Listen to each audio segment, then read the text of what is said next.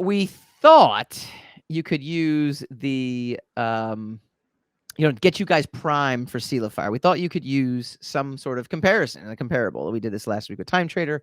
It's set in the 1950s. It's set during the UFO scare, which, by the way, is one of my favorite time periods It's in one of terms your of favorite scares of all time. Yes, I yes. love a UFO scare. I love a good UFO scare, combined with a good red scare. So it's like a red UFO scare. Oh boy. Yeah, Okay. it's good. Like You're talking in your entertainment genres, though. You're not talking like real life. Like I like. Right. I would prefer that we're all at peace and harmony, and so we could just make. Well, I mean, it could be like I love to be in the woods, and then suddenly a gray shows up, and just it ruins my entire evening. That could have been, that's within the quirkiness that is Dolce. So I could appreciate. Not a big Grave fan. No, not a big Grave. No, you're fan. not. I'm definitely talking movie genres. That's why you'd be afraid. So that's very true, actually. But, the blame's got to fall. Look, I am not of the victim mentality. If I'm walking in the woods and a grave pops up, I'm not blaming the grave for being there. I'm saying scares, man. We're not talking about interstellar, relations with, No, I know. I'm just saying if I get eaten by like a werewolf or the undead rises, I'm not blaming the undead. I'm blaming myself. Like, what was I doing in that graveyard? Oh man, you're like the victim shamer, but even when you're the victim, shaming. You're victim shaming. You're victimizing yourself. You're like, you know what? If I just hadn't been here, I wouldn't be dead. That's not cool. The forces of evil killed you, man. Blame evil. Yeah, but I would blame myself for being in these spooky woods. Like no one ever, I mean, I make choices and they have ramifications. But again, not going anywhere near there because I like, I like my scares confined to big screens. Okay. And TV shows. Yes, things that are not real. You like your scares to be correct. Yes, I like to be like, oh, good. Let me get past the popcorn. Okay. Exactly. Understood. Yeah. Understood. So I thought a good primer for this would be to discuss some of our favorite Cold War movies, and we dub this thing the best Cold War movies of all time. This is a very exciting thing, and basically, I want to go through your list and my list and see where we congruent tape. Did I make a word up? I'm trying to coin a word. You did. You totally made a word up. I did, right? No, that was my intention. There's no such thing as congruent tape, but I think it. Congregate is a close synonym in terms of how it sounds. Yeah, but I'm not. And also, congregate it implies a location. Congruency, strategery, coalesce.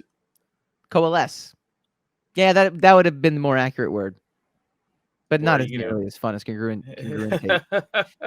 Yes. So one of these, look. If I'm going to coin it, I'm going to coin it right at some point. Understood. I know. I mean, like we're trying to break ground every episode, so I understand what you're saying. So let's do a quick game of first thing that comes to mind. Cold War movie. Hunt for Red October is the first thing that comes to mind. Always. Oh, was I supposed to yell the first? You were supposed to yell back at me. Yes. Usually when I ask a question, I wanted to have some sort of response and because sometimes you'll complain, you'll be like, I'm not sure you're actually asking a question. I literally said, let's do first thing that comes to mind. What's Cold War movie? Yeah, but I don't know what that means. Let's do the first thing that comes to mind. Cold War movie. Ice cream. Like what am I supposed to know? Actually, also would be accurate. Yes. It goes. What's the first thing that comes to mind when I say Cold War movie? That's how that works. Because I'd be like squirrels. How about this? Like, what's the first movie that comes to mind when I say Cold War movie? I would have said Hunt for Red October. You didn't know. I did it. And I wasn't even actually answering for you. That legitimately is the first movie that comes to mind in the Cold War. What's that? I like what you did there because I love Charlie Wilson's War. That's one of my favorites. Yes, Charlie I know. Wilson's War, though, I actually don't think of when I think of Cold War movie only because the word "cold" is in the title, and so it always takes me to like, Russia, the word like where like Siberia, Russia. Oh, yeah, but that's not what the Cold War means, right? Oh, I agree with you. No, I'm admitting that. I'm not saying it's inaccurate. So a movie about a movie about an American congressman who cajoles the Mujahideen into, or supports the Mujahideen in fighting the Russians Yes. during a time of Cold War doesn't kind of gel with you as a Cold War movie. Doesn't come to mind as a Cold War movie if we're doing it in this format. Absolutely is a Cold War movie. Absolutely is. And in fact is a great and entertaining history lesson. One of the better ones. In terms of, and what's neat about that movie too is that I was very, very little. Do you know my first visual image of any of the Cold War was when I was maybe 6 or 7 years old, watching Star Wars on network television. My dad recorded it for me, and they had, coming up at 11 o'clock, and there was all this stuff, and it scared the bejesus out of me. I'm not going to lie, of stuff that was happening in Afghanistan. And I remember being kind of like freaked out by like, oh, is this going to be World War III? I didn't even, I don't have concepts of it, but I knew rhetoric that people would say. Right. And then so flash forward, obviously, was it 20 some odd years later when Charlie Wilson's War comes out? What was it, 2007? Something like that? I don't know. It was mid 2000s, so yeah. Yeah, it was a while ago. 2000s. Yeah. Watched the movie, loved the movie, could watch it over and over again. It was one of those movies that would always come up on HBO, and I would just, even if I was in the middle of it, I could just, keep watching it because I just found it so fascinating. And it didn't dawn on me until like maybe a few years later. 2007. Thank you, Aaron. It didn't dawn on me that movie is the basis for what I was terrified of when I was 6 years old. Like, kind of crazy, right? Yeah. I remember watching a documentary on basically the Afghan War. Years and years and years ago, and I just remember one of those government spook guys like talking about like, we discovered that we could possibly get the Russians caught in a quagmire, just like we were caught in Vietnam, right? And that's basically that was kind of my way into understanding exactly what he was talking about, and then I was like, all right, we manipulated this and that, and then years later, like you said, I watched Charlie Wilson's War. I'm like, oh, this is that. They're elaborating on that particular situation. Also, like, one of the lyrics in We Didn't Light the Fire was Russians in Afghanistan, which I did not understand when I was a kid. I couldn't even remember all those lyrics. Yeah, well, I did. But I mean, that was kind of I said them all, but I didn't actually process them. Do you know what I mean? Yeah, but I didn't realize the significance of the phrase Russians in Afghanistan until I educated myself on what Charlie Wilson's War was about. So, you know what movie comes to mind and fits the visual picture that I have in my head of like the Cold War? Spies Like Us. I have never seen Spies Like Us. No, I have never seen it. I don't know why. Aaron, you're my new co-host. You're my new co-host now. Fair enough. That was the straw that broke my back. I was looking for an extended vacation. I'm glad this happened. Yeah. Very glad this happened. Spies Like Us. All right, unlike what movie did I give away for you last week? Limitless. I'm gonna not give away anything about this, except it's kind of hard to. I don't know if it's a promotion. It's kind of hard to not spoil a 36-year-old movie, though. So. Well, this is what I'm going to say. That's like talking about like Trading Places, like with Eddie Murphy and Dan Aykroyd. It's like, oh, we don't want to give the ending away. It's like, it's. Well, no, but here's the thing. This is what I was going to say. I'm not going to spoil the movie except to tell you that it is vintage, like 1980s Dan Aykroyd. And Chevy Chase too. I mean, both of them. I mean, it is. If you were a fan of Ghostbusters, if you're a fan of Caddyshack, if you were a fan of Trading Places, it's just he was in his wheel. Like he was firing on all. Dan Aykroyd was firing on all cylinders. And it's just. I've never seen Spies Like Us. I've never seen Fletch or Fletch Lives. Those are the three. Fletch. Those are those three 80s movies that every one of my friends was like, you got to see. Wow. And I never actually saw them, and I have nothing against them. I've seen Fletch, actually, I have, but Fletch was like my least favorite of all those. But I understand. Yes, Fletch was the big one. I have absolutely nothing against them. It's just one of those things I keep missing. It's like The Nightmare Before Christmas, which I've never seen. I haven't either.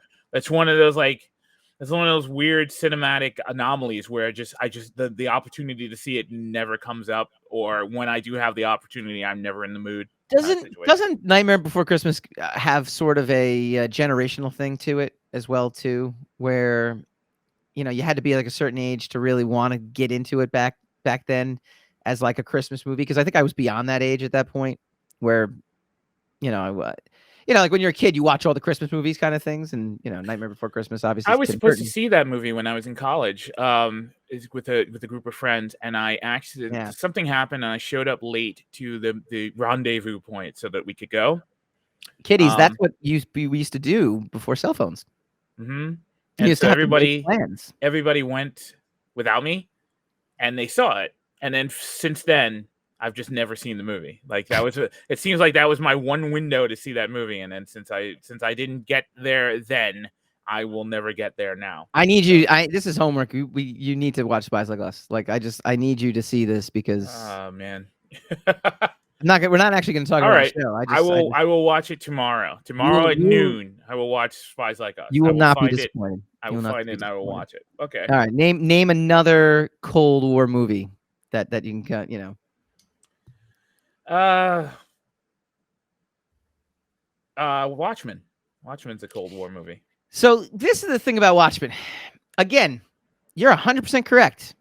It is a Cold War movie. There is no other way around it. But again, because it's draped in superhero garments, it was one of those things where I was reading lists off the internet and I was like, oh, Watchmen. Oh yeah. I mean, yeah.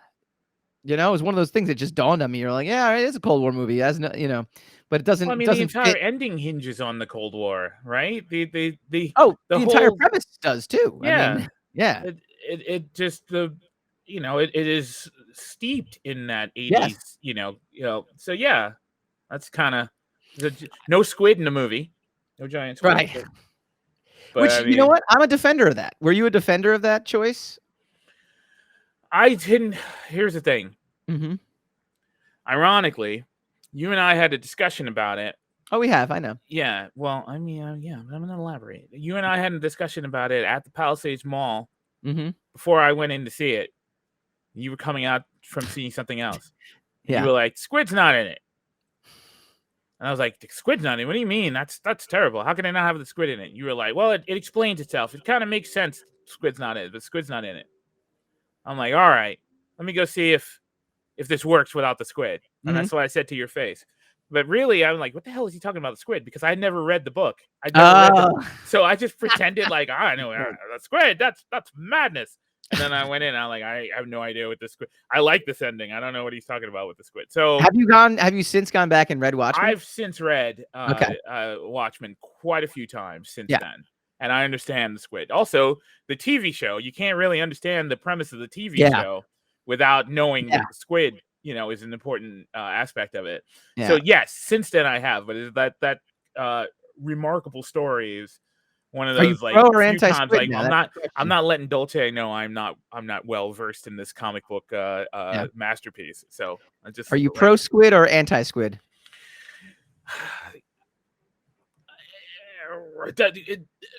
You can't even be Sweden anymore. They're joining NATO. Huh? I said you can't even be Sweden anymore.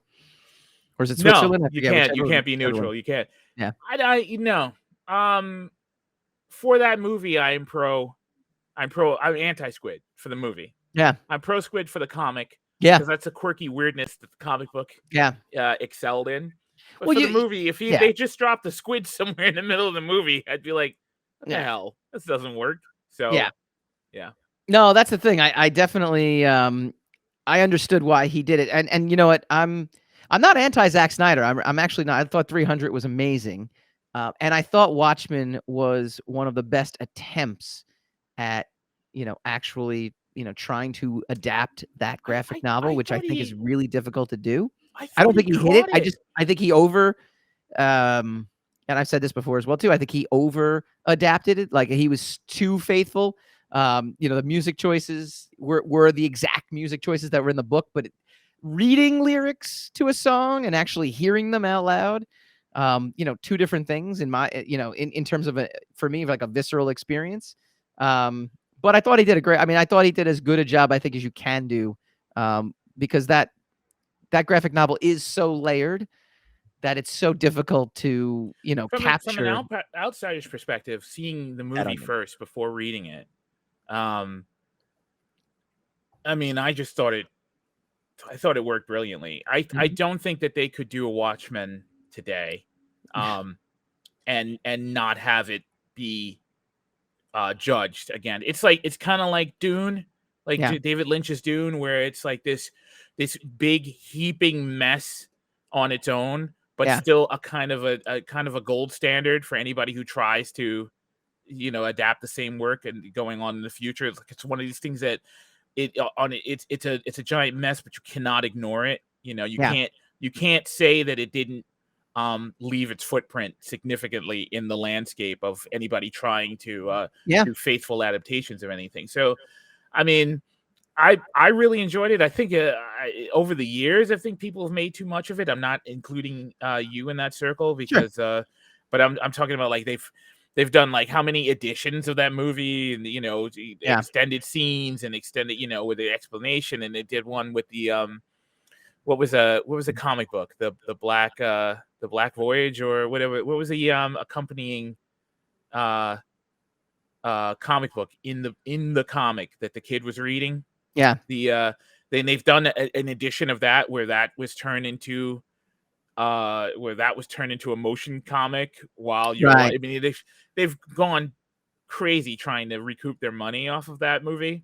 And so I think the original film, I think taking it the way I took it when I saw it in 2000 whatever, when we first saw it, Hmm. I thoroughly enjoyed it. I understand there's a lot of weight to it. There's no right or wrong answer to it, but I'm more in favor of it than I am against it. Yeah.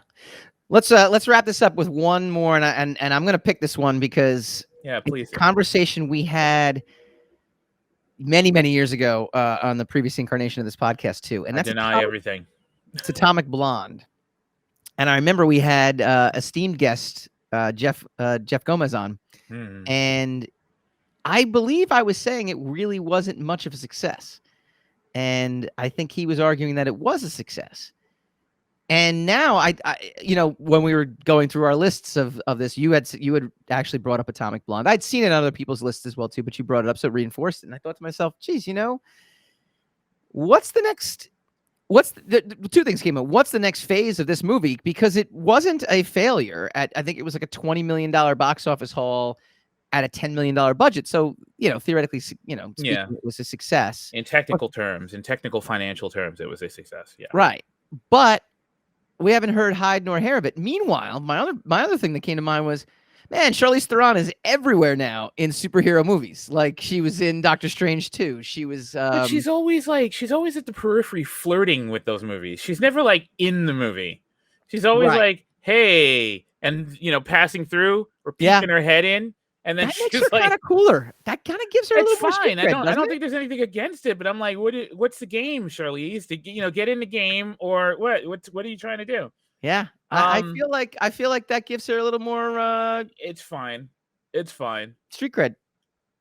I remember seeing I was hanging out with a friend of mine a couple of years ago, and we saw a double feature. We saw Snow White, the Kristen Stewart Snow White, I think, and Yep. then we saw Prometheus, and I'm like, wait, I just saw Charlize Theron die twice today. And they're like completely inadvertently. I'm like, she said like this is the second time we're gonna watch her die. So it was strange, but that story goes to your assertions that she is a very prolific artist. She was just in The She's Boys everywhere. too, with Yeah. that nice little cameo. And again, it was one of those tongue in cheek cameos, like this wink wink nod That's what kind I'm of cameo. talking about. She's always like on the Amazing. side, like, hey, look, Well, no, but then you I'm have not like in this Fury stuff. Road, and they're developing a spin-off for her there, and they But have that's not technically a comic book movie. no, Like I she's get it, but always I mean, she's flirting. also in Fast and Furious. I mean, she's part of these big franchises, but meanwhile, I think she's won an Oscar. And she's like the Liam Neeson of a female Liam Neeson, I guess, is the best way I can think about it, right? Or the latest incarnation of what Liam Neeson became. Because think about it, Liam Neeson was Schindler's List, Oscar-winning, you know, actor, then he like kind of dipped his toe in the Star Wars universe, and then he just became like the ultimate badass action superstar in his later years. And Charlize Theron, obviously, not as old as Liam Neeson, but she's definitely past what you would consider like what a prime, like a young prime actor's career would be in their 20s and 30s. I mean, so it's almost, she keeps reinventing herself, and now I feel like she's built up so much street cred and so much just credibility is the best word I can come up with, congruency, that she manages to just amaze me. Like, I see her in The Boys and I'm like, yeah, that fits her now, man. That's her now. And so yeah, Charlize can do whatever she wants. Yeah. She can be in my grocery store if she wants. Like, Yeah. oh, look, it's Charlize Theron. And I wouldn't even be surprised. Like, hey, Charlize. But like, what are you doing down in the Bronx? She'd be like, I'm Charlize Theron. Like, yes, oh, yeah. I can do whatever I want. Thanks for giving my location away. But and then she'll slap me and be like, it's Theron, by the way, and then just leave. It's she Theron. Slap right? me though, because I wouldn't even say her name. Is it Theron or Theron?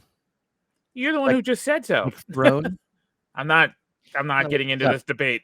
This is a rabbit hole. How do you pronounce Charlize Theron? Let's see. Theron. Wait, how do you pronounce Ruhn? What? How would you read that? Rune or Ruhn? Theron? Yeah, Rune. Yeah. Theron. That doesn't make sense. I scoff at you, Google. I scoff deeply. All right. I am abandoning you for this weirdness. I protest against Google. All right. That was our list of Cold War movies, the best of all time. What is your list? We hope that has gotten you excited to go check out Seila Fire. It's painted a background picture for you. It's like I said, it's a 5-part novel series. It's fantastic. James Massier. You can go and also learn more about it directly from him in the companion podcast, which is up on our YouTube channel right now, youtube.com/Rogue Matter, facebook.com/We Are Rogue Matter.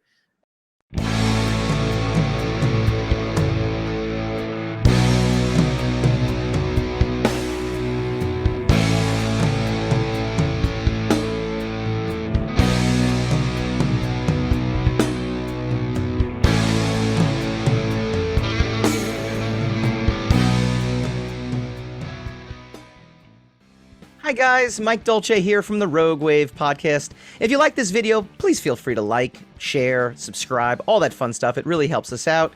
Leave a comment, let us know what you'd like to see in future episodes, and tune in every Wednesday night, 8 p.m. Eastern, for a brand new episode of the Rogue Wave podcast.